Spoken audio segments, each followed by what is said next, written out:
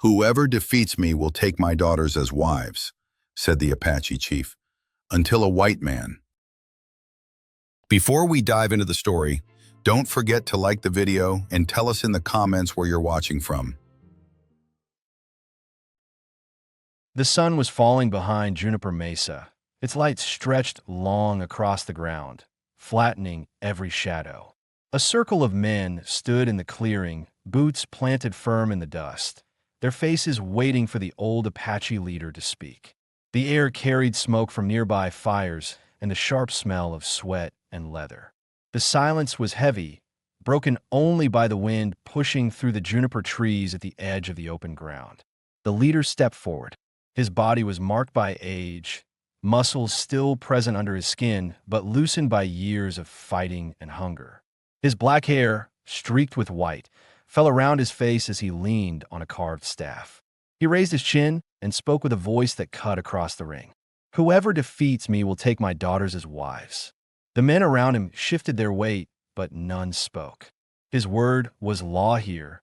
Even if his body showed, he no longer had the strength to stand long against any challenger. Behind him stood 3 women, his daughters. The eldest, Tallulah, carried herself tall, her jaw tight, her dark eyes fixed on the ground. She crossed her arms as though to cover herself, her torn dress slipping at the shoulder, fabric ripped high along one thigh. Pride held her upright, but her shoulders stiffened each time a man's gaze landed on her. The youngest, Naya, looked no older than 22. Her hands shook as she clutched a ragged blanket around her thin frame. She avoided every eye, breathing fast, her body ready to shrink back from the circle if there was anywhere to go. The middle daughter, Ayana, 24, stood still, eyes locked ahead. Her dress hung loose at the seams, the split fabric showing the shape of her body where it had worn thin. She did not move to cover herself. Her stare held steady, not in defiance, but in a kind of weary challenge. It was not the posture of someone choosing her fate, but of someone unwilling to flinch from it. The circle waited. The daughters waited. From the edge of the men, a figure stepped forward. Daniel Kane. He was 35, a white man with a soldier's past stamped across him. His face carried a long scar running across his cheekbone, a reminder of war and close violence. His body was lean from years of travel, shoulders straight, movements careful. He wore an old Union cavalry coat, patched and sun-bleached, boots that showed the road in every crease. His hat was pulled low, shading eyes that rarely gave anything away. Daniel had been in the territory only weeks, moving from one town to another, taking small jobs when a need rose, fixing fences, breaking horses, hauling freight.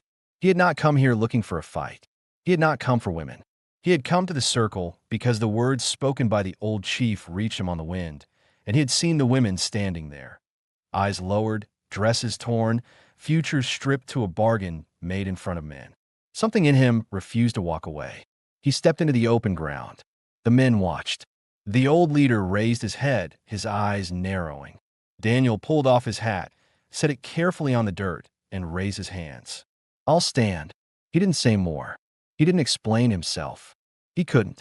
Even in his own mind, he wasn't sure if this was about defiance, pity, or a chance to do something that might tip the weight of his own guilt into balance.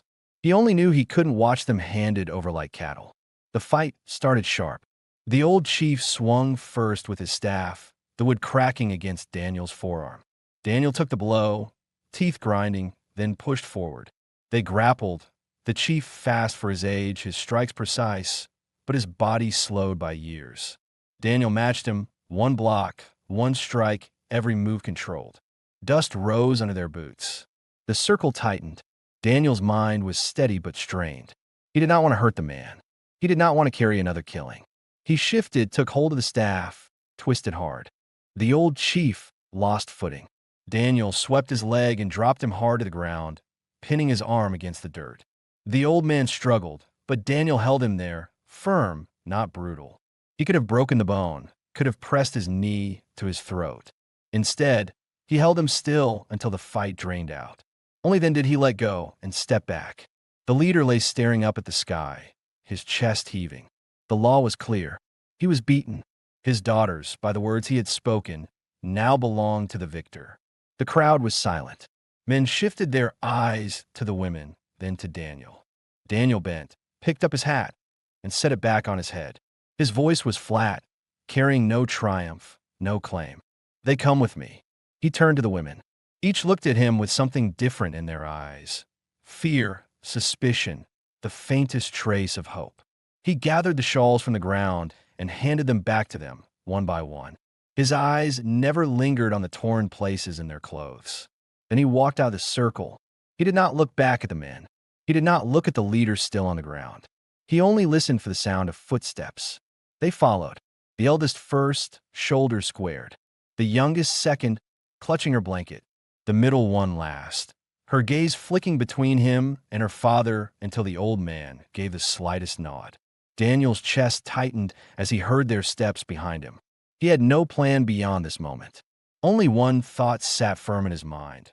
Whatever their future held, it would not be decided in a circle of men by a fight and a law. Daniel led the three women away from the circle, his boots striking the hard earth with a rhythm that steadied his own nerves even as questions pressed in from every side of his thoughts. He did not know if the men behind them would follow. He did not know how long the old chief's silence would hold. He did know that turning back meant surrendering them to whatever came next, and that was not an option. The women walked a half step behind him, close enough that he heard their breathing, but far enough to keep distance, unsure if they should trust him or only follow because there was no other path. The trail wound down toward the foothills, light fading fast. Daniel had left his horse tied at a wash not far from here, but there was no wagon, no spare mount. They would have to walk. He slowed his pace, turning once to check their footing. The youngest, Naya, stumbled more than once, the blanket around her shoulders slipping. Daniel handed her his canteen without a word. She drank, water spilling down her chin, then passed it to her eldest sister, Tallulah. The middle one, Ayanna, held it last, her eyes fixed on him as she drank, steady and searching, as though trying to read why he had stepped forward in that circle at all. He looked away before her question could form. By the time the ridge broke and the small valley opened, the moon had climbed above the trees. Daniel's cabin stood in the shadow of the pines, a low shape of logs with a lean-to sagging at one side, a corral half fallen, and a fence missing rails. Smoke no longer rose from the chimney. He had left that morning without tending the fire. He stopped at the door, lifted the latch, and stepped aside. Inside, the women hesitated, each glancing at the others. It was the eldest who moved first, her back straight, as if daring him to make use of the right he now legally held. She crossed the threshold, and the others followed, pulling the door shut behind them. The cabin was plain, a stove against the far wall, a table with two chairs, a narrow bed, a cot, a single shelf holding a dented tin cup and a chipped plate. The floor was swept, the corners bare. Daniel set about lighting a fire. He crouched at the stove, striking flint against steel until sparks caught on the dry bark, coaxing flame to life. When the heat began to push into the room, the women pressed closer. The youngest folded herself by the wall, knees drawn to her chest. The eldest stayed standing, arms folded tight. The middle one watched him without looking away. "You'll eat," Daniel said finally, his voice rough from the fight and from hours without speaking. He pulled a sack of beans and a strip of dried venison from the shelf, set them on the table, and filled a pot with water from the bucket. He worked without looking at them directly, not wanting to crowd them further. The silence stretched. Then Ayanna spoke, her voice low but steady. "Why did you fight?" Daniel stirred the pot, eyes fixed on the rising steam. The truth pressed against his chest. He had not fought for law or reward, but because he had seen despair in her face and could not bear to let it stand. But words like that, raw and bare, would not serve. He answered simply, "Because it had to be stopped." Tallulah's eyes narrowed. "Stop for us or for yourself?" He met her stare, held it. "For both." It wasn't enough, but it was honest, and that seemed to quiet her. When the stew thickened, he placed bowls on the table and set out spoons. He took nothing for himself until they each had a share. The eldest ate stiffly, the youngest in quick bites as though fearing the food might vanish, and the middle one with careful, measured movements, her eyes still locked on him between mouthfuls. Daniel ate last, his hunger dulled by the weight in the room. When the bowls were empty, he laid 3 blankets by the stove. "You'll sleep warm here. I'll keep watch at the door." The youngest looked up sharply. "You won't." She stopped, unable to finish the thought. Daniel shook his head. "No." That single word seemed to settle the question none of them had dared ask. He took his rifle, sat with his back against the doorframe, and stretched his legs out. His eyes stayed open long after theirs closed. He heard the shift of bodies on the floor, the restless stirring of women and youths to safety, and he thought of the scar that burned across his cheek, how it had come from holding the line in battles that never brought peace. Tonight was no different. He had won a fight that solved nothing yet, except that 3 women were not in the hands of men who would use them as spoils. Still, doubt gnawed at him. Why did he have to bring them here? What if the tribe came down in force by morning? What if the law of the territory decided his act was theft, not rescue? He had no answers. He only knew he would not give them back. And so the cabin held 4 strangers bound by one night's choice. 3 women lying with their eyes closed but minds still racing, and 1 man sitting stiff against a cold door, listening to the fire crackle and the sound of steady breathing, reminding himself he had done the only thing he could. The first gray light slipped through the cracks in the shutters, cutting lines across the cabin floor. Daniel shifted against the doorframe, stiff from a night spent sitting upright with the rifle laid across his lap. His eyes burned from lack of sleep, but he had not allowed himself to drift. He had listened through the long hours, to the soft movements of the 3 women, to the occasional crack of wood in the stove, to every sound outside that might have meant trouble coming down from the mesa. None had. The silence of the land held. When he stood, boots creaking on the floorboards, the youngest stirred first. Naya blinked up at him, her eyes wide, clutching the blanket as though expecting it to be pulled from her at any moment. He crouched, set the rifle aside, and spoke low, steady. "It's morning. You're safe here." His voice came out rough, but gentler than he had intended. She nodded once and lowered her eyes again. The eldest, Tallulah, rose next. Her back was straight, her face unreadable. She brushed dust from her torn dress, refusing to show fatigue even though the shadows under her eyes gave her away. She looked around the cabin with a sharp eye, taking in the stove, the cot, the table, the shelves, measuring not just what was there, but what was missing. Finally, her gaze landed on Daniel. "You live here alone?" He nodded. "Been years that way." She gave a short breath that was half a laugh, half disbelief. "And now 3 more under your roof." Her tone carried challenge, but also a kind of reluctant acceptance of reality. Daniel didn't rise to it. "It isn't much, but it's dry. There's food enough if we keep careful." Ayanna, the middle one, had been quiet the longest. She sat upright now, legs folded under her, hair loose down her shoulders. She studied him with that same searching look she'd given him the night before. Steady, unblinking, as though she meant to find the truth in him no matter how deeply he tried to bury it. Finally she spoke. "What happens now?" Daniel hesitated. He knew the question would come, but he hadn't shaped an answer. He reached for the coffee pot, poured water in, and set it on the stove before answering. "Now, you decide if you stay here, or leave when you're ready." Tallulah's eyes narrowed. "You say that, but the law of the circle said different. By their word, we're yours." Daniel met her stare. "Their word doesn't hold here. I didn't fight for law. I fought to stop what I saw. That's all." Silence followed, the kind that measured a man. Tallulah crossed her arms, still guarded. Naya pulled the blanket tighter, but Ayanna gave the smallest nod, as if she believed him or wanted to. The smell of coffee filled the room as it began to boil. Daniel pulled down a strip of dried meat and a sack of flour. He mixed dough clumsily, shaping it into rough biscuits and setting them in the pan. He wasn't a skilled cook, but hunger softened judgment, and soon the sound of food cooking stirred all 3 women closer to the table. He laid the food out evenly, not keeping the best portion for himself. As they ate, questions unspoken in the first 2 chapters pressed forward now. Where had he come from? Why was he here? What did he truly want? Ayana was the one to give voice to them. You're not Apache. You don't belong to this place. Why step into their fight? Daniel sipped his coffee, eyes fixed on the rising steam. His mind turned back to years of service during the war, to the faces of men who had followed orders only to end broken, to women in burned towns who had no voice in their own lives. He answered slow, because I've seen what happens when no one steps forward. I've carried enough of that. Didn't want to carry more. The eldest tilted her head, skeptical but curious. So this was for your conscience. He met her look without flinching. Maybe, but it gave you a choice you didn't have before.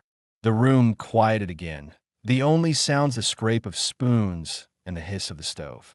It wasn't trust, not yet, but the lines of fear in their faces had shifted. When breakfast ended, Daniel set a bucket in Ayana's hands. Spring's close. Water's clear there. Path runs straight. Take one of the others if you go. She looked at him sharply, surprised he'd sent her out so soon. He caught that glance and explained. You need to see you're not prisoners here. Tallulah stood immediately. I'll go with her. It wasn't a request. She wanted to test his word, to see if his talk of freedom held true. Daniel opened the door, letting them pass. He stood in the threshold, rifle leaning in reach, but not raised, watching as the two women walked the trail down toward the spring. Naya lingered inside, folding the blanket neatly, her eyes darting to him every few seconds as though weighing whether the promise of safety could last. He watched the ridge while they were gone, every nerve sharp. If the men from a mesa wanted to take back what he had claimed, this would be their moment. But the woods held only the usual sounds. Wind through pine, a crow lifting off. When the two women returned, carrying the bucket heavy between them, Daniel saw something different in their faces. Tallulah's expression was still guarded, but there was less edge in her stare. Ayana's eyes softened slightly, as if she had tested the bars of cage and found none. Daniel took the bucket, set it down, and spoke evenly. You'll have to decide how long you stay. But while you're here, this place is yours too. It was a simple statement, but it changed the air in the room. The youngest looked at him with something close to relief. The eldest with a silent challenge that was no longer pure suspicion. And the middle one, Ayana, with a weight of thought he could not yet read. That night, as he laid more wood in the stove and spread his coat once again by the door, Daniel realized something clear. The fight in the circle had been the easy part. What lay ahead, the slow work of proving his word, of earning their trust, would test him far harder. The storm broke by mid-morning, not thunder and rain, but a hard wind sweeping down off the mesa, carrying with it the smell of dust and pine needles. The cabin creaked under the gusts, the loose boards on the lean-to rattling like bones. Daniel had risen before the women, slipping outside to check the fence line. When he came back, his coat was dusted red from the wind, and his jaw was tight from thought. The three women were gathered close to the stove, hair loose, dresses still patched, but not enough to hide the years of wear. They looked at him as he came in, not with trust, not yet, but with the watchfulness of people who had learned that a man's promises rarely match his actions. He set the hammer and nails on the table. Roof's loose, needs mending before night. He didn't phrase it as a request. He had learned early that direction steadied fear. But before he could say more, Tallulah stood. We'll help. We didn't come here to sit useless. Her tone carried edge, a reminder that she was still testing him. Daniel gave a single nod. Good. Two hold the ladder, one hand me boards. Outside, under the gray light, the work took shape. Tallulah braced the ladder, while Ayana steadied the boards. Naya held a basket of nails, her hands trembling, but her feet planted firm. Daniel climbed, his boots finding the worn rungs. As he hammered the first plank into place, he felt Ayana's eyes on him. She didn't look away when he glanced down. For the first time since the fight in the circle, there was no accusation in her stare, only study, as if she was measuring what kind of man he truly was. By noon, the worst of the wind had passed, the roof held, and the cabin was steadier than the day before. Inside, they shared a thin stew. Daniel watched as the women moved about the small room with more ease now. Tallulah cutting cloth with deliberate care, Naya humming under her breath as she sewed a patch, and Ayana lifting the lid of the pot with a cloth-wrapped hand, testing the steam. It was a house in motion again, not just four strangers trapped under the same roof. Still, questions hung in the air, questions left unspoken in the first nights, but heavy enough that Daniel could almost hear them pressing against the silence. It was Ayana who gave voice to them, her words low and steady as she set the ladle aside. What happens when your people, your law, find out you brought us here? Will they come with chains? Daniel looked at her, then at Tallulah and Naya, who both waited for his answer. He leaned forward, forearms on the table, voice flat. White law won't touch you here. The justice in Willow Draw doesn't send his men this far unless there's coin in it. And I've got no debt and no bounty. If anyone comes, it won't be him. It'll be your own kin, wanting back what they think I took. Tallulah stiffened. And when they come? Daniel's jaw worked. He hated the truth, but he wouldn't soften it. Then we face it, but not with chains, not with force. Silence settled again, broken by the snap of the fire. Naya's hand trembled against the rim of her bowl. Tallulah's stare hardened, but Ayana leaned back slowly, as though the weight in her chest had shifted, not gone, but no longer crushing. That night, Daniel sat at the door, as always, rifle laid across his knees. The women slept closer together than before, their breathing less restless. When the latch rattled under a hard gust, Ayana startled awake. She sat up, eyes wide, until Daniel spoke quietly without turning his head. Just the wind. Her shoulders eased. For a long moment she stayed awake, watching him in the dim light of the dying fire. Then, slowly, she lay back down, the blanket pulled to her chin. He kept his eyes on the door, but he felt her trust settle like a fragile weight in the room. When dawn came, the land outside was quiet again. The storm had passed, but the questions had not. Daniel knew the days ahead would test all of them, not just with hunger or weather, but with the choices still waiting beyond the ridge. For now, though, the cabin stood solid, the stove gave heat, and four people who had been bound by law and violence were beginning, piece by piece, to carve a different kind of life. The morning after the storm, the cabin carried a different weight. The roof no longer leaked, the stove burned hot, and the women moved with a little more certainty than they had before. Yet a new question pressed against the silence. How long could they survive in this cabin with only scraps of flour and beans left? Listeners might have wondered why Daniel had not gone to town sooner, or whether he was hiding from the white law as much as he was from the Apache circle. The truth surfaced now. His supplies were thin, his coin pouch nearly empty, and the nearest trading post was Willow Draw, 2 hours by wagon over hard ground. If they stayed here, they would have to face that place and the eyes waiting for them. Daniel hitched his roan to the wagon just after sunrise, the leather reins stiff with cold. When he stepped back inside, the three sisters stood waiting, each with a different look in her eyes. Tallulah crossed her arms and said, "If you're going, we're not staying behind." Her words carried pride, but also fear of being left. Naya clutched her shawl tighter, torn between relief at staying hidden and the terror of being seen. Ayana simply met Daniel's eyes. "We'll walk in that place together, or not at all." He didn't argue. He only nodded once. "Then be ready. The town won't stay quiet when it sees you with me." The wagon jolted down the trail, wheels cutting into red dirt. The women sat on the bench beside him, pressed close for space. Naya's hands stayed folded in her lap, trembling each time the wagon struck a rock. Tallulah scanned the ridges, as though expecting men to ride down at any moment. Ayana kept her gaze on Daniel, steady, as if gauging whether his promise of protection would hold under the weight of stranger stares. When they reached Willow Draw, the town looked as it always did. A single street of weathered buildings, a saloon with broken shutters, a general store, and the justice's office with its door half open. A few men leaned against the rail outside the saloon. Their eyes followed the wagon. One spat into the dirt and muttered loud enough to carry. "White man brings squaws into town. Must think himself a chief." Daniel felt the words cut through the air, but he didn't look their way. He stopped the wagon in front of the store, stepped down, and helped each woman onto the street. He kept his hand steady when Ayanna placed hers in his, her touch firm but cautious. The three women stood together, shoulders squared, facing the whispers already spreading across the street. Inside the store, the air was close with the smell of flour and leather. The storekeeper, a heavy-set man with gray whiskers, glanced up from the counter.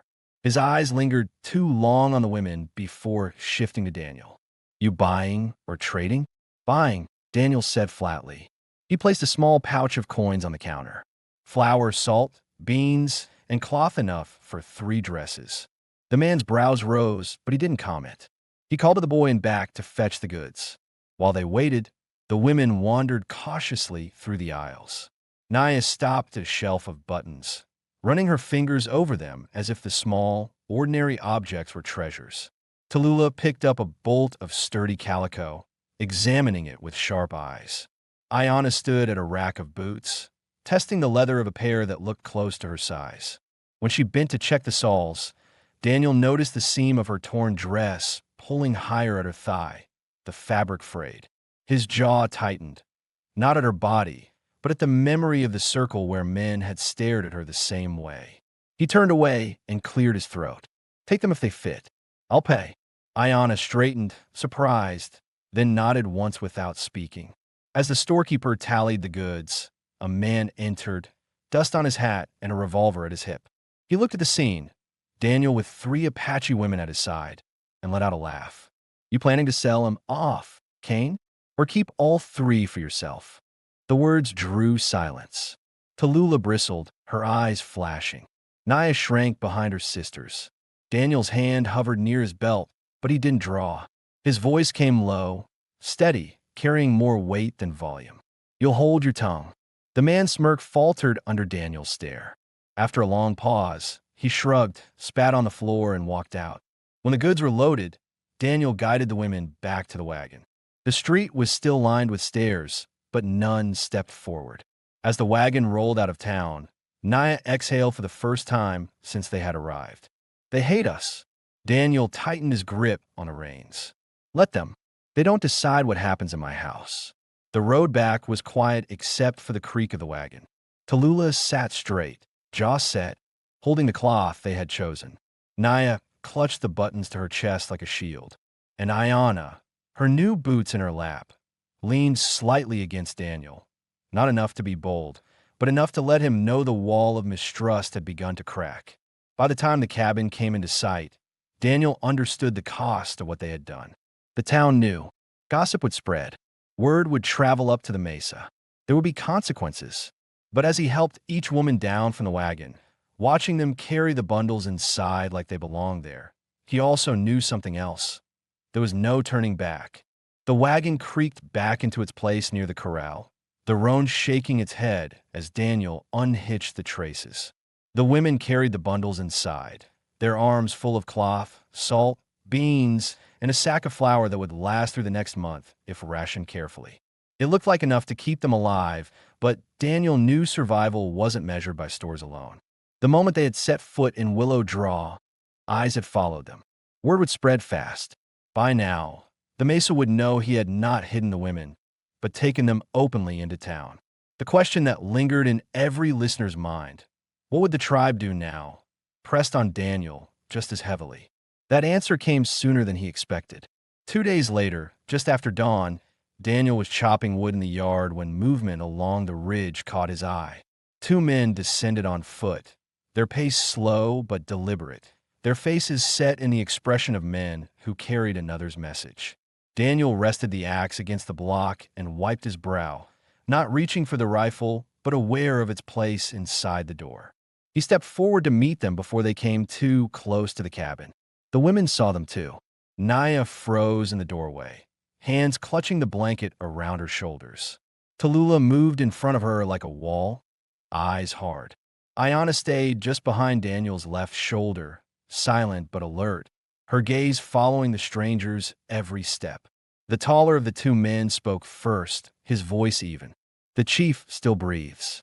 His bones ache, but they are not broken. He says the law of the circle was spoken true. Yet he wants words. At the cottonwood by the creek." Noon tomorrow. Daniel studied their faces, measuring tone and body. They carried no rifles, only short knives at their belts. It was no ambush, not yet. He nodded once. I'll come. The man tilted his head. Alone. Bring the women, if they choose. His eyes lingered on the three sisters, then returned to Daniel. No weapons drawn. The chief will bring none. Daniel gave a short breath through his nose. Then it will be so. When the two men turned back toward the ridge, the tension in the yard eased only slightly. Tallulah's jaw clenched. You shouldn't go. Daniel looked at her, then at the others. If I don't, they'll come here. With more men and less talk. Better to face it in the open. That night, the cabin was heavier than usual. The stew on the table went mostly untouched. Naya barely spoke, staring at her bowl. Tallulah asked questions sharp as nails. What if they demand us back? What if they call your word nothing? And Daniel answered each one the same. Then you choose in front of them, not behind. It was Ayanna who finally asked the question none of them had dared put into the air yet. And if we say we stay? Daniel looked at her across the table, the lamplight showing the lines of her face, the determination mixed with fear. His voice was quiet, steady. Then I stand by it. Whatever comes after. The words hung there, plain and final. By dawn, preparations for the meeting were simple but deliberate. Daniel cleaned his rifle but left it behind, carrying only the weight of his own resolve. The women dressed in what they had managed to mend with the cloth from willow draw, still patched, but less torn than before. Tallulah tied her hair back like a warrior. Naya's hands shook as she buttoned the dress Daniel had bought her. Ayanna wrapped herself in a shawl, her movements steady, her eyes betraying nothing. When they stepped out together, for figures against the rising sun, the cabin behind them looked less like a refuge and more like a claim. And Daniel knew that whatever happened under the cottonwood by the creek, the line between law, choice, and survival would be drawn in front of them all. The path to the creek was narrow and uneven, the kind that forced silence on anyone walking it. Daniel led with steady steps, his hand near his belt though no weapon showed. The women followed close, each carrying her own fear differently. Tallulah's chin was lifted, her stride sharp and unbending, as if daring anyone who watched to test her resolve. Naya walked half a step behind her sisters, clutching the shawl tight against her chest, her eyes darting to every sound in the brush. Ayanna kept her gaze ahead, her face calm but her thoughts restless. She had not asked Daniel again what would happen if their father demanded their return. She already knew his answer, but the weight of that choice pressed heavier the closer they drew to the cottonwood. When they reached the clearing, the air was still. The creek ran low, its water clear over the stones, and the old cottonwood cast a long shadow. The chief was there, seated on a flat rock, leaning on his staff. His nephews stood a short distance back, arms folded, knives at their belts, but no rifles in sight. The old man's face was worn deeper since the fight, the lines carved hard into his cheeks, but his eyes burned sharp as ever. Daniel stopped at a respectful distance. He did not bow, did not lower his head, but neither did he posture. He waited. The chief spoke slowly, each word heavy with the strain of pride and age. By my word, you beat me. By my word, they were given. By law, they are yours. But law without choice is only a cage.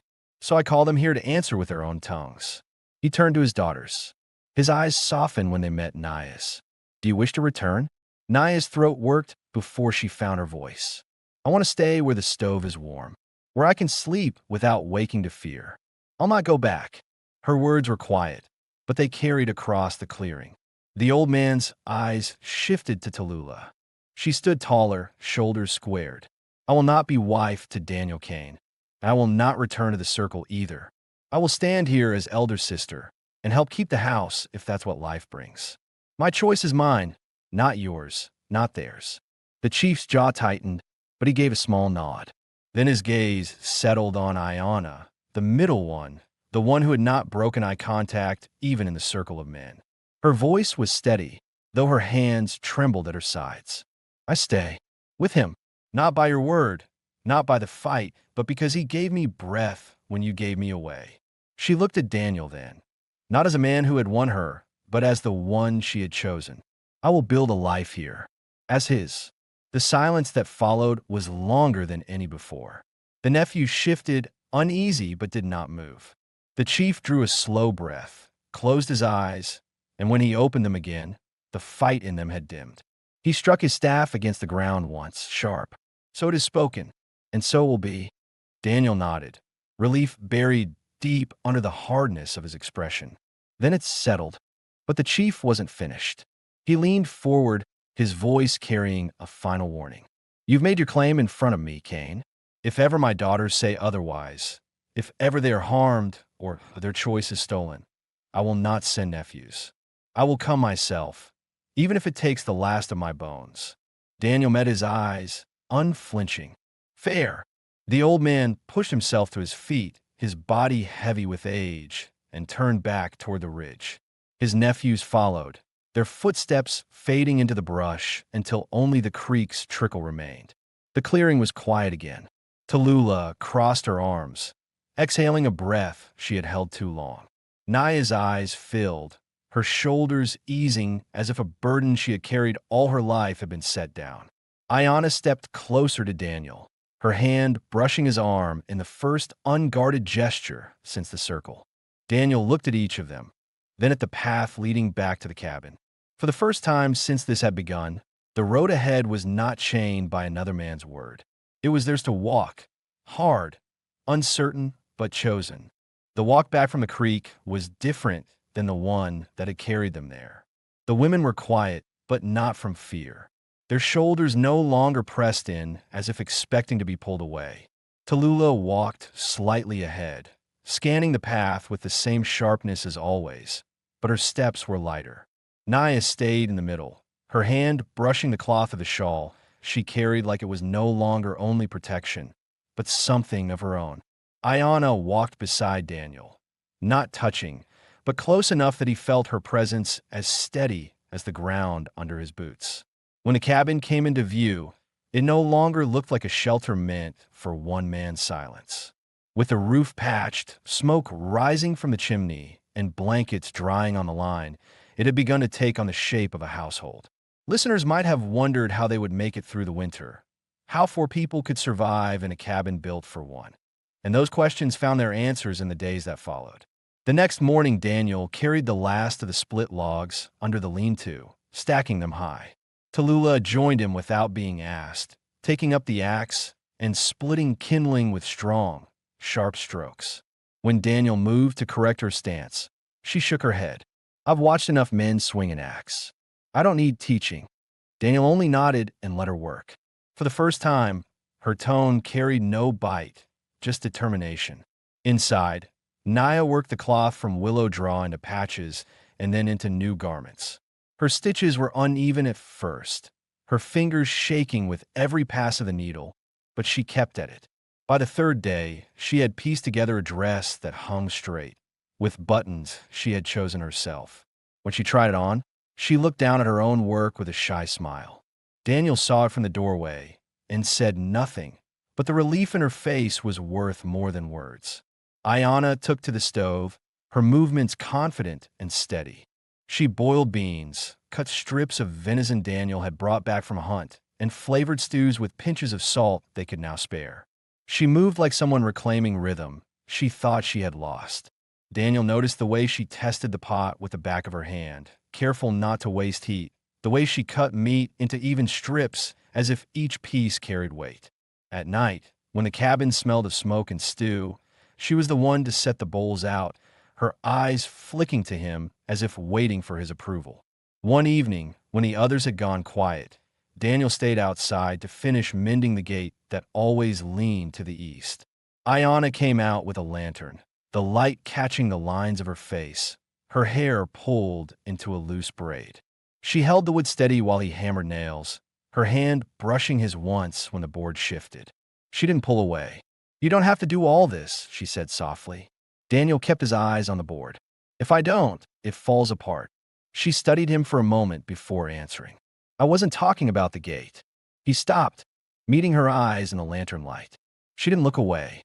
The weight of the weeks, of silence, of mistrust, of watching each other, stood between them. Daniel felt the pull to reach for her, to close the distance, but he held himself steady. Restraint had carried him this far, and breaking it too soon would undo everything. Instead, he set the hammer down, straightened, and took the lantern from her. "It's fixed." Her lips curved, just slightly, into something close to a smile. She turned and walked inside, leaving him in the yard with the sound of the creak and the steady glow of the cabin windows. The next day, they rode into Willow Draw to sign papers at the justice's office. Daniel hadn't told them earlier, but he knew words spoken under the cottonwood would mean little if trouble came from the town side. Inside the cramped office, the justice looked at them with tired eyes, but said nothing more than necessary. Daniel signed where told, Ayanna beside him, her hand steady on the pen. Tallulah and Naya added their names too, marking their place in the household. The justice stamped the seal and set the papers aside with a grunt. Now no one can say they ain't where they want to be. On the ride home, the women were quiet, but the silence felt different than before. It was no longer the silence of fear. It was the silence of something settled. That night, when the stove burned bright and the papers hung nailed to the wall, the cabin felt less like a shelter against the world and more like the beginning of a life built by choice. And though Daniel said nothing, sitting with his rifle across his knees as always, he knew the questions that had haunted him since the fight in the circle had their answer. They had chosen to stay, and that meant the burden was his to carry, but it was no longer his alone. Winter settled early that year, the kind that tested whether a cabin was only walls or a true home. Frost clung to the window panes. The creek ran slower under a thin sheet of ice, and the woodpile shrank with each passing week. Yet inside, the cabin no longer carried the hollow silence it once had. There was rhythm now, a steady pattern of work and rest, of voices mingling where there had once been only one man's quiet. Tallulah rose with Daniel most mornings, taking the axe before he could argue and splitting kindling with firm, clean strokes. She no longer challenged him at every turn but spoke in short, practical words about fences, wood, and the needs of the household. Naya kept to the stove and the sewing, her hands steadier than before, the fear in her eyes giving way to focus. She hummed softly as she worked, a sound so ordinary it filled the cabin with a warmth no fire could match. Ayanna had taken her place beside Daniel without ever needing to say it aloud. She worked alongside him, steadying posts, carrying water, cooking meals, and walking the fence line in the cold evenings. When his hand brushed hers as they carried aboard, she didn't move away. When he set a blanket over her shoulders at night, she met his eyes and gave the smallest nod. Their bond had shifted from unspoken to undeniable. Listeners might have wondered whether their union would ever be made clear, whether Daniel would remain a man haunted by restraint or step forward into the life Ayanna had already chosen. That answer came on a clear morning when snow still clung to the ridge. Daniel had shaved that day, his scar pale against clean skin, and wore his coat buttoned as if bracing himself for something more than the cold. He called them outside, all three sisters, to stand before the cabin. His words came slow, but each one was measured. When I stepped into that circle, I didn't know what I was doing. I only knew I couldn't walk away. Since then, you've each shown me what this house can be. Tallulah, you've stood like a wall against anything that threatened. Naya, you've worked until your hands remembered steadiness. And Ayanna, he paused, his voice tightening, you've given me something I thought I'd buried with the war. A reason to stay. Ayanna's eyes glistened, her breath hanging white in the cold air. Daniel reached into his coat and pulled out a small copper band, hammered from strip he had traded for at the post, rough but strong. He held it out to her. Not by law, not by fight, but by choice. Will you be my wife?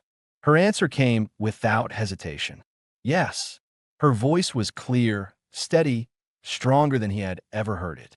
She stepped into him, placing her hand in his, and he slid the ring onto her finger. The world around them felt still, as though even the wind had stopped to hear it. Tallulah looked away quickly, hiding the trace of a smile. Naya clutched her shawl close, tears brimming, but her lips curved upward. That night, they set the table for a supper different from all the others. Tallulah tied a length of ribbon in Ayana's hair. Naya laid out the new quilt she had sewn across the bed, and Daniel set the copper cup he had kept hidden at Ayana's place. The four of them ate stew thick with venison and beans, steam rising into the lamplight. Later, when the fire had burned low, Daniel and Ayana sat on the porch, the snow reflecting pale light around them. He pulled her close, her head resting against his chest, and for the first time he allowed himself to relax fully, the weight of silence no longer a burden but a comfort. She turned her face toward him and kissed him, slow and unhurried, the kind of kiss that sealed not just desire but permanence.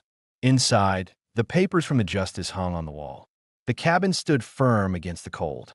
And for the first time since the circle on the mesa, there were no unanswered questions, no threats pressing from the outside. What had begun as law and fear had ended as choice and family. The story closed not with conquest, but with four people bound by the decision to remain. A cabin no longer built, for one stood full, its fire steady, its doors open only to those who belonged. Daniel Kane, once a drifter with no place, had become a man with a home. And Ayana, once given away as property, now stood as his wife by her own word. The winter pressed on, but inside that house, they had already found what mattered most: a life chosen and a home that would last.